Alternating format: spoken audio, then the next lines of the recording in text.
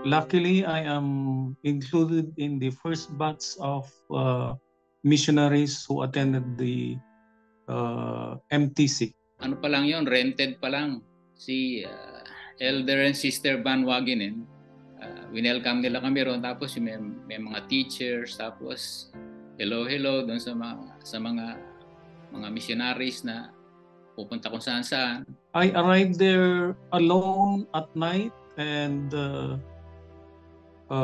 I was welcomed by the MTC president and Sister Van Wagenen, and immediately that night I was interviewed by him, and also at the end of our interview I was asked to bear my testimony. He called me and appointed me to be the district leader of Sierra Himla district. Well, ang dami kong natutunan nga doon, pati yung mga eye-to-eye contact, yung mga behavior. Bagong member lang kasi ako, parang hindi pa ako well converted Hindi pa ako fully converted sa church noon. Ang hirap ng mission without going through an MTC, yung training, parang hirap mag-adapt. Kaya sabi ko, grabe ang gagaling ng mga Filipino missionaries before na hindi nag-MTC. Natakot ako kasi wala talaga akong experience.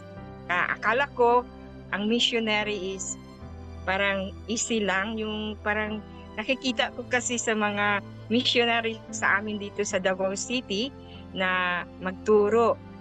Tapos pagdating ko doon, kasi hindi ako bihasa sa scriptures noon. I do not remember names of my classmates, pero President Van Wagenen, I cannot forget him and his wife.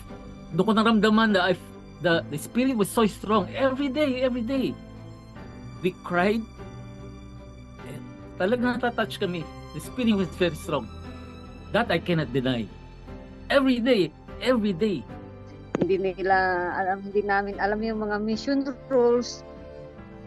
Sa MTC pa lang, may magbe-birthday kasi. And so, yung iba naming mga kasama, nag-decide sila na may gawing konting, alam niyo na, party. Hindi talaga na-inform yung couple, Van Wagenen, na may konting salo-salo. And so, parang nag-decide na lang kami. Pinagsabihan kami. Isang lesson yun na kung magmi-mission ka, you have to obey missionary rules. After that, during my mission, there was never a time na mag-break ka ng mission. And then, ang isang hindi ko po malilimutan is yung pagkain. Grabe po ang pagkain doon.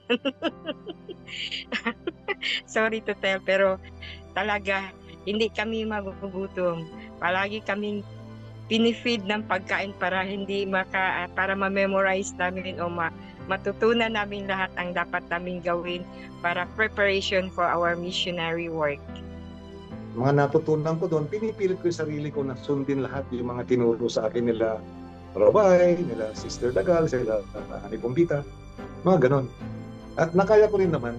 I felt that my spirituality is not that high.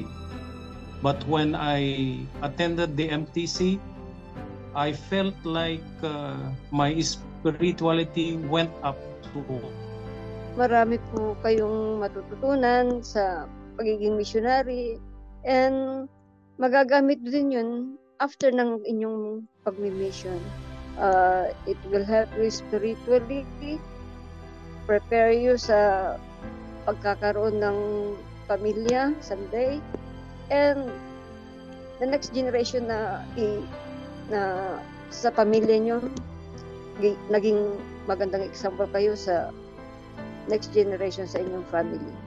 And for that, I thank you sa lahat ng naging teachers namin and President and Sister Van Wagenen.